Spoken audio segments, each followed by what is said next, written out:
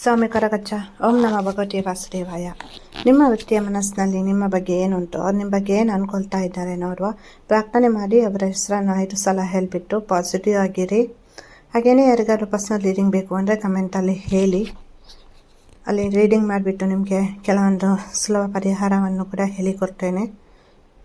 ಪ್ರಾರ್ಥನೆ ಮಾಡಿ ನಿಮ್ಮ ಕರೆಂಟ್ ಸಿಚುವೇಶನನ್ನು ನೆನಪು ಮಾಡಿಕೊಂಡು ಪಾಸಿಟಿವ್ ಆಗಿರಿ. ಇಲ್ಲಿ ನೀವು ಕಾಂಟೆಂಟ್ ಸಿಚುವೇಷನಲ್ಲಿ ಇರ್ಬೋದು ಅಥವಾ ನೋ ಕಾಂಟೆಂಟ್ ಸಿಚುವೇಷನಲ್ಲಿ ಇರ್ಬೋದು. ನಿಮ್ಮ ಹುಡುಗ ಅಥವಾ ಹುಡುಗಿ ಒಂದು ಕಮೆಂಟ್ಮೆಂಟ್ಗೋಸ್ಕರ ನೀವು ವೆಯ್ಟ್ ಮಾಡ್ತಾ ಇರ್ಬೋದು, ಅಥವಾ ಮನೆಯಲ್ಲಿ ನಿಮ್ಮ ಈ ರಿಲೇಷನ್ಶಿಪ್ಪಿಗೆ ಒಂದು ಗ್ರೀನ್ ಸಿಗ್ನಲ್ ಕೊಡಬೇಕು ಅಂತ ವೆಯ್ಟ್ ಮಾಡ್ತಾ ಇರ್ಬೋದು. ಇಲ್ಲಿ ನೀವಿಬ್ಬರು ಮೇಡ್ ಫಾರ್ ಈಚ್ ಅದರ್, ಅದರಲ್ಲಿ ಡೌಟ್ ಇಲ್ಲ. ಬಟ್ ಇಲ್ಲಿ ನೀವು ತುಂಬ ಎಮೋಷ್ನಲ್ ಆಗಿ ನಿಮ್ಮ ವ್ಯಕ್ತಿಗೋಸ್ಕರ, ನಿಮ್ಮ ವ್ಯಕ್ತಿಯ ಪ್ರೀತಿ ಅಥವಾ ಅವರ ಒಂದು ಸಮಯಕ್ಕೋಸ್ಕರ, ಅಥವಾ ಒಂದು ಬ್ಯೂಟಿಫುಲ್ ಆಗಿರುವಂತಹ ಎಂಗೇಜ್ಮೆಂಟ್ ಇರ್ಬೋದು, ಮ್ಯಾರೇಜ್ ಇರ್ಬೋದು, ಸೊ ಅದಕ್ಕೋಸ್ಕರ ವೆಯ್ಟ್ ಮಾಡ್ತಾ ಇದ್ದೀರಾ. ಈ ಪ್ರೀತಿ ಅಷ್ಟು ಸ್ಲೋ ಮೋಷನಲ್ಲಿ ಹೋಗ್ತಾ ಉಂಟು ಅಂತ ಹೇಳಲಿಕ್ಕಾಗಲ್ಲ. ಬಟ್ ಸಿಚುವೇಶನ್ಗಳು ಅಥವಾ ನೀವು ತಗೊಳ್ಳುವಂತಹ ನಿರ್ಧಾರಗಳು ತುಂಬ ಸ್ಲೋ ಆಗಿ ಉಂಟಂತ ಹೇಳ್ಬೋದು.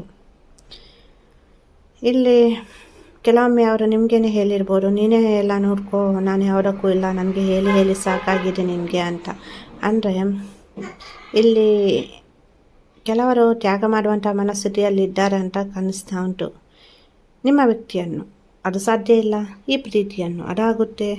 ಮನಸ್ಸಿನಲ್ಲಿ ಪ್ರೀತಿ ಇರುತ್ತೆ, ವ್ಯಕ್ತಿ ಇರ್ತಾರೆ, ಬಟ್ ಪ್ರೀತಿಯನ್ನು ತ್ಯಾಗ ಮಾಡುವುದು ಇದೆಲ್ಲವೂ ಇಲ್ಲಿ ಒಂದು ಸೈನ್ ಥರ ಕಾಣಿಸ್ತಾ ಉಂಟು. ಅಂದರೆ ಎಷ್ಟೇ ನೀವು ಇಲ್ಲಿ ಇಲ್ಲ ನಾನು ಪಾಸಿಟಿವ್ ಆಗಿರಬೇಕು ಅಂತ ಅಂದ್ಕೊಂಡ್ರು ಕಣ್ಣೀರು ಹಾಕೋದಿರ್ಬೋದು, ನೆಗೆಟಿವ್ ಆಗಿ ಆಲೋಚನೆ ಮಾಡ್ತಾ ಇರ್ಬೋದು, ಅಥವಾ ನಿಮಗೆ ನೀವು ಮಾಡೋದೇ ಸರಿ ಇಲ್ಲ ಅಂತ ನಿಮಗೆ ಗೊತ್ತಾಗ್ತಾ ಉಂಟು.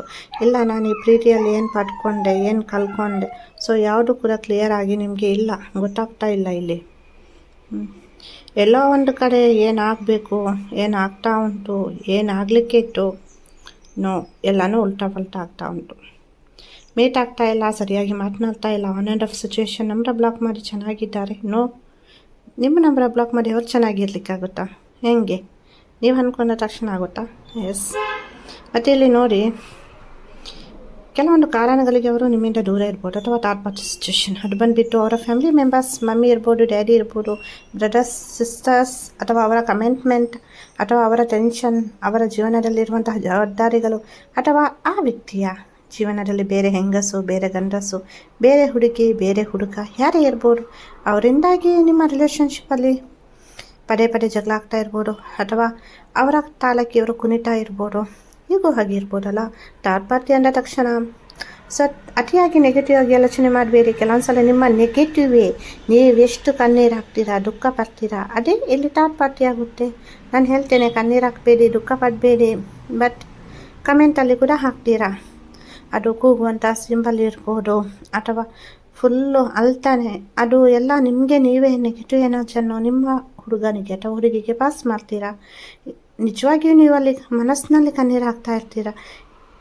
ಆದರೆ ನೀವು ಇಲ್ಲಿ ಸಿಂಬಲಲ್ಲಿ ತೋರಿಸ್ತಾ ಇರಲ್ಲ, ಅದನ್ನೇ ನೀವು ಎಫೆಕ್ಟ್ ಮಾಡ್ತಾ ಇದ್ದೀರ ಇಲ್ಲಿ. ಅದನ್ನೇ ಇದೇ ನನ್ನ ಲೈಫು, ಇದೇ ನನ್ನ ಪ್ರೀತಿ, ಕಣ್ಣೀರು ಹಾಕೋದೇ ನನ್ನ ಪ್ರೀತಿಯ ಜೀವನ.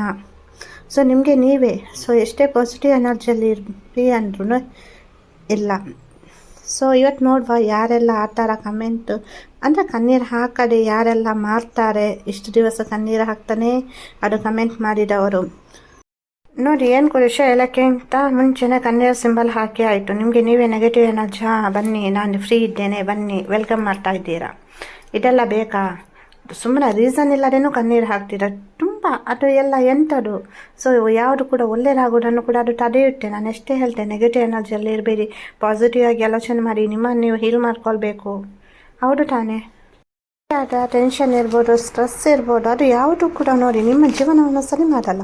ಅತಿಯಾದ ಕಣ್ಣೀರು ಎಲ್ಲಿ ಹೋದ್ರೂ ಡಿ ಪಿಯಲ್ಲಿ ಹಾಗೇನೆ ಅಳೋದು, ಸ್ಟೇಟಸಲ್ಲಿ ಅಳುವಂತಹ ಸ್ಟೇಟಸ್ಗಳು, ಅಥವಾ ದುಃಖದ್ದು ಸಾಂಗದ್ದು ಸ್ಟೇಟಸ್ಗಳು, ಅಥವಾ ಈ ಕಮೆಂಟಲ್ಲಿ ಕೂಡ ನಂದು, ಮತ್ತು ಎಲ್ಲ ಕಡೆ ಪರ್ಸನಲ್ ರೀಡಿಂಗಲ್ಲಿ ಕೂಡ ನಾನು ಎಷ್ಟು ಹೇಳಬೇಕು ನಿಮಗೆ. ಸೊ ನಿಮಗೆ ಪ್ರತಿಯೊಬ್ಬರಿಗೂ ನಾವು ಹೇಳಲಿಕ್ಕೆ ಸಾಧ್ಯ ಆಗಲ್ಲ. ವಿಡಿಯೋ ನೋಡ್ತೀರಲ್ಲ, ಸೊ ಇವತ್ತಿನಿಂದ ಈ ಗಳಿಗೆಯಿಂದ ಚೇಂಜ್ ಆಗಿ ಆಲ್ಮೋಸ್ಟ್ ಎಲ್ಲರಿಗೂ ಹೇಳ್ತೇನೆ ನಾನು. ಬಟ್ ಪ್ರತಿಯೊಬ್ಬರಿಗೂ ಕೆಲವೊಂದು ಸಲ ನನಗೂ ಆಗಲ್ಲ ಹೇಳಲಿಕ್ಕೆ. ಎಷ್ಟು ಹೇಳಿದ್ರು ಎಂತ ಒಂದು ವಿಷಯ ಹೇಳೋಕ್ಕಿಂತ ಮುಂಚೆನೇ ಅರ್ಥ ಮಾಡ್ಕೊಳ್ಬೇಕು. ಪ್ರತಿಯೊಂದು ನೀವು ಹೇಳಿದ ಥರನೇ ಇರಬೇಕು. ವರ್ಷದ 12 ತಿಂಗಳು ಕೂಡ ನೀವು ಹೇಳಿದ ಥರನೇ ಇರಬೇಕು. ಇಲ್ಲ ಅಲ್ಲ, ದೇವರಿಗೇ ಕಷ್ಟಗಳು ತಪ್ಪಿಲ್ಲ. ಇನ್ನು ನಾವು ಸಾಮಾನ್ಯ ಮನುಷ್ಯರು, ನೀವು ನಮ್ಮ ಜೀವನದಲ್ಲಿ ಇಂತಹ ಒಂದು ನೋವು, ಘಟನೆ, ಸ್ಟ್ರೆಸ್ ಇದೆಲ್ಲ ಬರ್ತಾ ಉಂಟಾ? ಪ್ರೀತಿಯ ಜೀವನದಲ್ಲಿ ನಿಮ್ಮದು ಸಮಸ್ಯೆ ಆಗ್ತಾ ಉಂಟಾ? ಸೊ ನಿಮ್ಮನ್ನು ಇನ್ನಷ್ಟು ಬಲಶಾಲಿ ಮಾಡಲಿಕ್ಕೆ, ಇನ್ನಷ್ಟು ನಿಮ್ಮ ಲೈಫ್ನಲ್ಲಿ ಒಂದು ಪಾಸಿಟಿವ್ ಎನರ್ಜಿಗೆ ತರಲಿಕ್ಕೆ ಇದೆಲ್ಲವೂ ಆಗ್ತಾ ಉಂಟು. ಸೊ ಹಾಗಾಗಿ ಯಾವುದಕ್ಕೂ ಹೆದರಬೇಡಿ, ಪಾಸಿಟಿವ್ ಎನರ್ಜಿಯಲ್ಲಿರಿ. ನೆಗೆಟಿವ್ ಎನರ್ಜಿಯನ್ನು ಆಕರ್ಷಣೆ ಮಾಡಬೇಡಿ. ಕಪ್ಪು ಬ್ಲ್ಯಾಕ್ ಡ್ರೆಸ್ಸನ್ನು ಅವಾಯ್ಡ್ ಮಾಡಿ. ಆದಷ್ಟು ಹೆಣ್ಮಕ್ಳಿರ್ಬೋದು ಗಂಡು ಮಕ್ಳಿರ್ಬೋದು ಆಫ್ಟರ್ ಮ್ಯಾರೇಜ್ ಬೇಕಿದ್ರೆ ವೇರ್ ಮಾಡಿ. ಇವಾಗ ಬಿಫೋರ್ ಮ್ಯಾರೇಜ್ ಬೇಡ. ಬ್ಲ್ಯಾಕ್ ಎನರ್ಜಿ, ಬ್ಲ್ಯಾಕ್ ಅಂದರೆ ನಕಾರಾತ್ಮಕ ಶಕ್ತಿ ಎಲ್ಲವೂ ಇದ್ರು ಅದು ಎಲ್ಕೊಳ್ಳುತ್ತೆ. ಆದಷ್ಟು ಪಾಸಿಟಿವ್ ಆಗಿರಿ.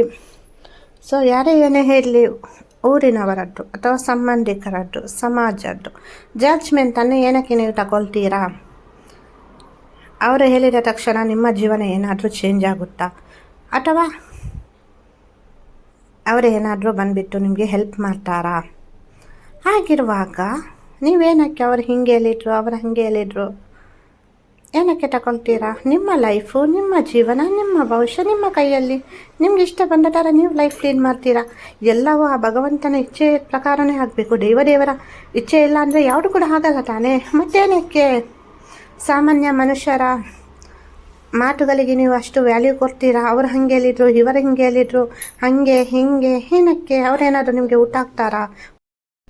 ನಿಮ್ಮ ಕಷ್ಟ ಏನೋ, ನೋವೇನೋ, ನಿಮ್ಮ ಮನಸ್ಸಿನಲ್ಲಿ ಏನು ಸಮಸ್ಯೆ ಉಂಟು ಅಥವಾ ಏನು ನೋವು ಉಂಟು ಏನಾದರೂ ಕೇಳ್ತಾರಾ? ಇಲ್ಲ ಅಲ್ಲ. ಮತ್ತು ಅವರೇನೋ ಹೇಳಿದರು, ಇವರೇನೇ ಹೇಳಿದರು, ಹಂಗಂತೆ ಹಿಂಗಂತೆ ಏನಕ್ಕೆ ಬೇಕಾ ಇದೆಲ್ಲ? ನಾನು ಜನರಲ್ ಆಗಿ ಹೇಳ್ತಾ ಇದ್ದೇನೆ ಇದನ್ನು. ಸೊ ಪರ್ಸ್ನಲ್ ರೀಡಿಂಗ್ ಬೇಕು ಅಂದರೆ ಕಮೆಂಟಲ್ಲಿ ಹೇಳಿ, ಅದು ನಿಮ್ಮದೇ ಆಗಿರುತ್ತೆ ಸ್ಪೆಸಿಫಿಕ್ ಆಗಿ. ಹಾಗೆಯೇ ಯಾರಿಗಾದ್ರೂ ಜಾಯ್ನ್ ಆಗಲಿಕ್ಕಿದ್ರೆ ಜಾಯ್ನ್ ಆಗ್ಬೋದು. ಅಲ್ಲಿ ಸಪ್ರೇಟ್ ಸ್ಪೆಸಿಫಿಕ್ ವಿಡಿಯೋ ಮಾಡಿ ಹಾಕ್ತೇನೆ. ಸೊ ಕೆಲವೊಂದು ಮಂತ್ರಗಳನ್ನು ಹೇಳಿಕೊಡ್ತೇನೆ, ಕೆಲವೊಂದು ತಂತ್ರಗಳನ್ನು ಹೇಳಿಕೊಡ್ತೇನೆ. ಹಾಗೆಯೇ ಏನೇ ಒಂದು ಸಮಸ್ಯೆ ಇರ್ಬೋದು, ಹಣಕಾಸಿಗೆ ಸಂಬಂಧಿಸಿದ್ದು, ಬಿಸ್ನೆಸ್ ರಿಲೇಟೆಡ್, ಕೋರ್ಟಿನಲ್ಲಿರುವಂತಹ ಕೇಸ್ ಇರ್ಬೋದು, ಮ್ಯಾರೇಜ್ ಇರ್ಬೋದು, ಲವ್ ಮ್ಯಾರೇಜ್ ಇರ್ಬೋದು, ಅರೇಂಜ್ ಮ್ಯಾರೇಜ್ ಇರ್ಬೋದು, ಅಥವಾ ಮಾಟ ಮಂತ್ರ ಇನ್ಯಾವುದೇ ನಕಾರಾತ್ಮಕ ಶಕ್ತಿಗಳ ಬಗ್ಗೆ ಅಥವಾ ಸಮಸ್ಯೆ ಇದ್ದರೆ ನೀವು ನನ್ನ ಜೊತೆ ಹೇಳ್ಕೊಳ್ಬೋದು. ಏನಾದರೂ ಪರ್ಸನಲ್ ಪ್ರಾರ್ಥನೆ ಮಾಡಬೇಕು ಅಂದರೆ ಅದನ್ನು ಕೂಡ ಹೇಳ್ಬೋದು. ಪರ್ಸನಲ್ ರೀಡಿಂಗಿಗೆ ಅಮೌಂಟ್ ಪೇ ಮಾಡಬೇಕಾಗುತ್ತೆ. ಪರ್ಸನಲ್ ಪ್ರಾರ್ಥನೆ ಇದು ಫ್ರೀ ಆಗಿರುತ್ತೆ. ಏನಾದರೂ ಸಮಸ್ಯೆ ಇದ್ದರೆ ಹೇಳಿ. ನನ್ನ ಪ್ರಾರ್ಥನೆಯ ಸಮಯದಲ್ಲಿ ನಿಮಗೋಸ್ಕರ ಮೀಸಲಾದಂತಹ ಒಂದು ಪರ್ಸನಲ್ ಪ್ರಾರ್ಥನೆಯ ಸಮಯದಲ್ಲಿ ನಾನು ನಿಮಗೆ ಪ್ರಾರ್ಥನೆಯನ್ನು ಮಾಡ್ತೇನೆ. ನನ್ನ ಆರಾಧ್ಯ ದೇವರ ಕೊರಗಜ್ಜ ಮಹಾವಿಷ್ಣು ಮಹಾದೇವರ ಅನುಗ್ರಹ ಸದಾ ನಿಮ್ಮ ಮೇಲೆ ಇರಲಿ ಅಂತ ಪ್ರಾರ್ಥಿಸ್ತೇನೆ. ಖುಷಿಯಾಗಿರಿ. ಎಲ್ಲರಿಗೂ ಒಳ್ಳೆಯದಾಗಲಿ.